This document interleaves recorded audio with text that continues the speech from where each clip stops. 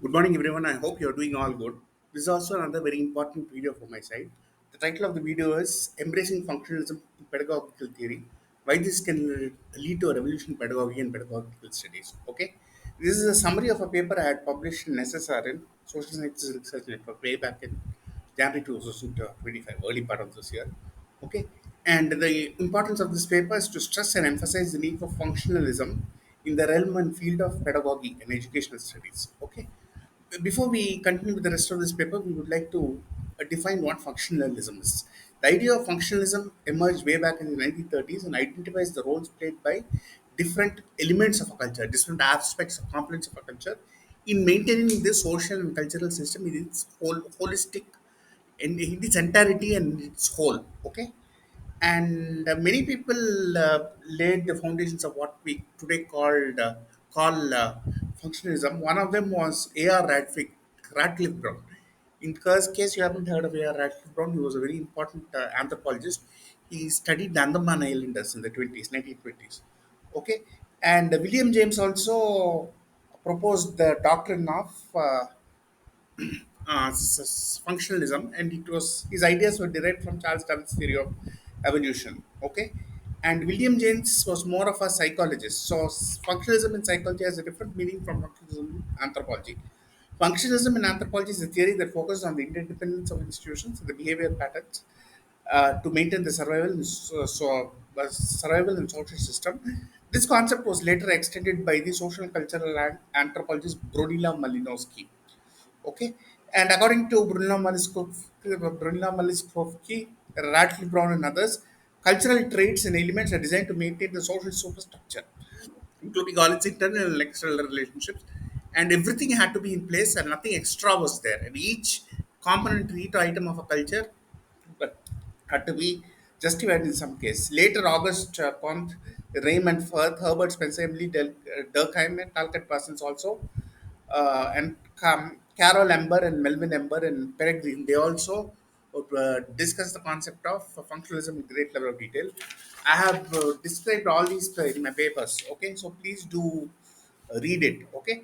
Again, if you see functionalism must be tied to objectives. Objectives must be tied to outcomes. Outcomes must be positive. Outcomes must help students, science, or society, and they must help bring out positive and meaningful changes in society. We also have the concept of justificationism. As per this concept, everything needs to be justified. Okay, we also have concept of essentialism. Essentialism means everything in a philosophical and epistemological view uh, states that all objects are a set of attributes that are necessary for the preservation and retention of their core and quintessential identity. Okay, and foundational knowledge also must be important in such a way that students are encouraged to pick up related knowledge and all. And unfortunately, in today's education, foundationalism is not pursued at all. People keep on going into mindless, meaningless circles, and we keep listening to mindless rants. But the core essence of one paradigm is never captured. Okay. For example, changes have been proposed for many decades. We had a person called Dr. A.L. Mudaliar, Arcot Lakshman Sami Mudaliar, and he inaugurated in my school, Vanvani School in Chennai in 1963. He proposed, he was a part of the Mudaliar Commission, the Secondary Education Commission. He said that our education systems to exam oriented, but no action was taken by the central government. We don't also need copy paste scholarship. Each country has its own requirements, individual and unique requirements. Pedagogy must be reinvented by the bootstraps. That's what I've been saying always. And if, developing countries can take the lead on their own. There is no need to rely on developed countries. Okay. At the same time, reduction there must be a reduction in the burden of students, which is particularly high because the very high book load and people cram too much knowledge.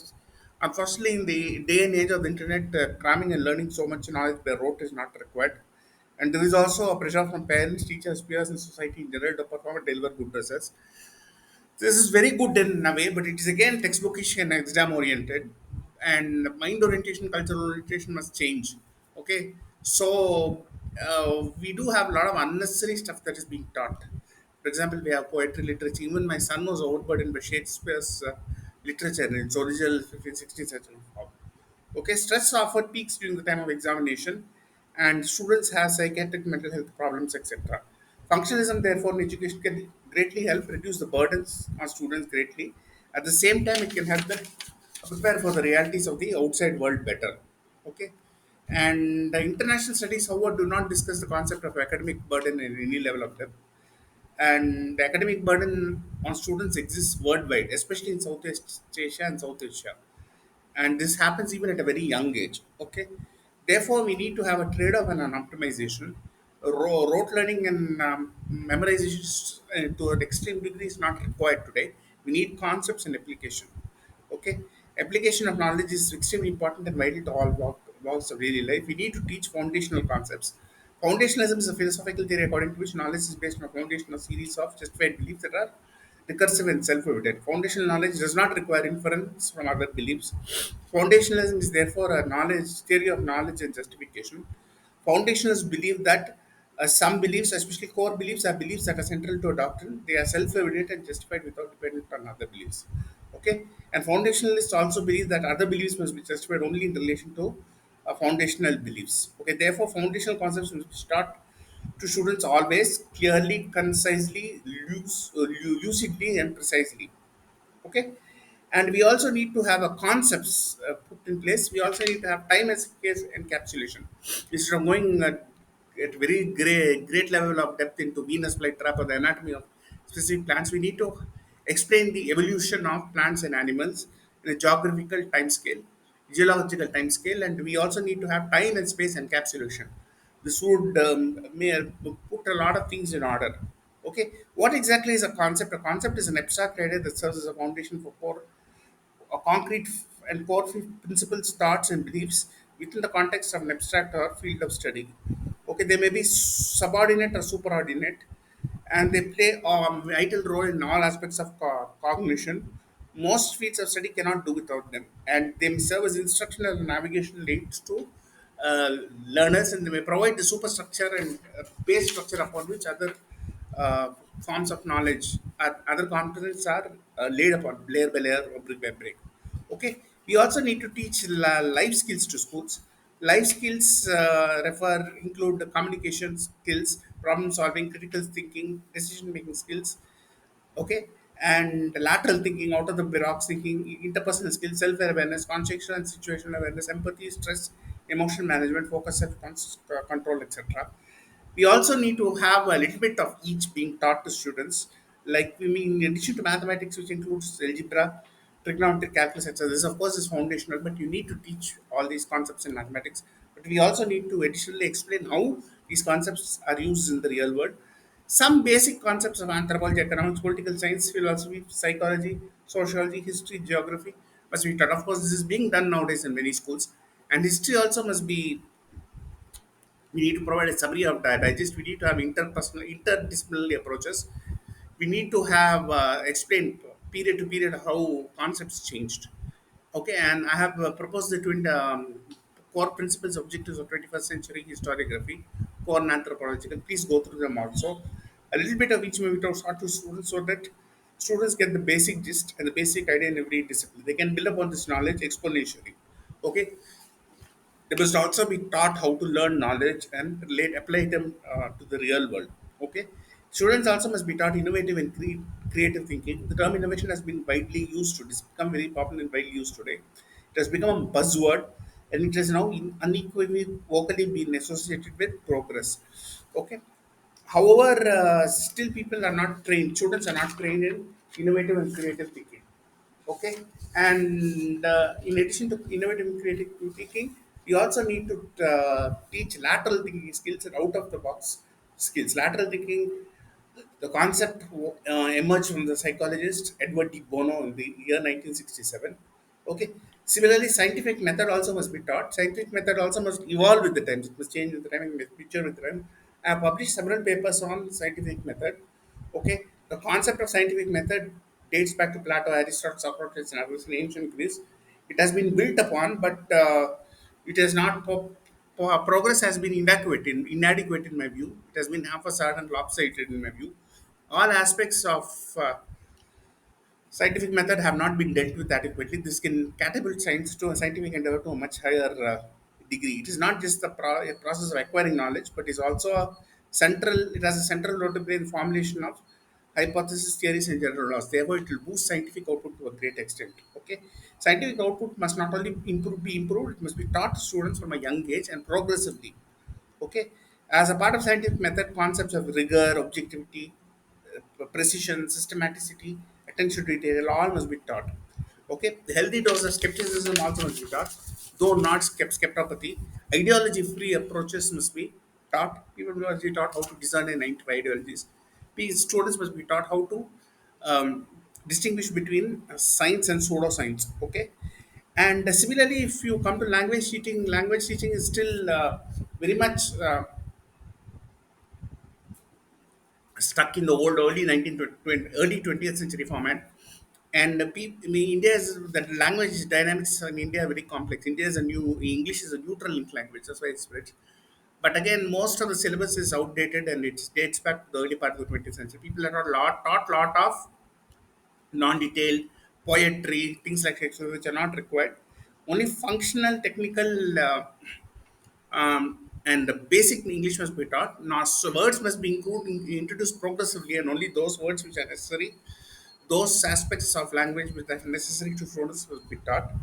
And uh, therefore, poetry, literature can be kept to the barest minimum. And again, uh, the syllabus framers assume that English is a native language to most Indians. It is not. And again, there has been a switch from British to American English. All this must be borne in mind. Okay, and the same thing holds good for teaching of other languages also.